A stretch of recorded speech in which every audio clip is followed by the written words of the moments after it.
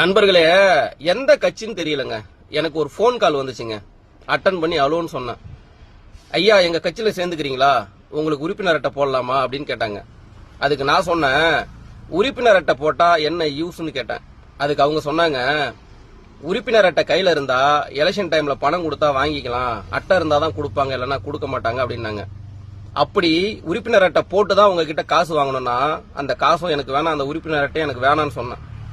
அதுக்கு அவங்க சொன்னாங்க, உறுப்பினர் அட்டை எலெக்ஷன் டைம்ல பணம் வாங்குறதுக்கு மட்டும் இல்ல, கவர்மெண்ட் சம்பந்தப்பட்ட, அதாவது ஓஏபி பணம், இந்த கவர்மெண்ட் வீடு, இந்த மாதிரி பிரச்சனைகள் இருந்துச்சுன்னா உறுப்பினர் அட்டை கையில இருந்தா உங்களுக்கு சீக்கிரமா செஞ்சு கொடுப்பாங்க அப்படின்னு அவங்க சொன்னாங்க.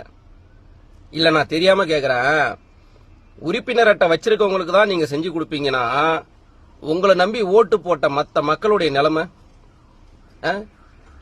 உறுப்பினர்ன்றது நீங்க செய்யற சேவையை பார்த்து உங்களுடைய கொள்கை பிடிச்சி நாங்களா வந்து, ஐயா உங்க சங்கத்துல நாங்க சேர்ந்துக்கிறோம், உங்க கட்சியில நாங்க சேர்ந்துக்கிறோம் உறுப்பினர் அட்டை வாங்கணும்.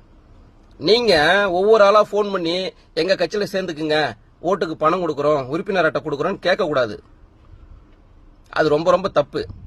நான் இந்த கட்சி அந்த கட்சின்னு சொல்லல. எந்த கட்சியா இருந்தாலும் உங்க கட்சியில மக்கள் சேரணும்னா அவங்களா வந்து சேரணும். நாமளா போய் எங்க கட்சியில சேர்ந்துக்குங்க, நாங்க 100 ரூபா கொடுக்கறோம், எங்க கட்சியில சேர்ந்துக்குங்க, நாங்க 200 ரூபா கொடுக்கறோம்,